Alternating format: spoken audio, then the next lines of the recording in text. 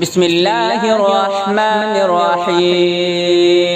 شروع اللہ کے نام سے جو بڑا مہربان نہایت رحم والا ہے۔ قل اعوذ برب الفلق من شر ما خلق ومن شر غاسق اذا وقب۔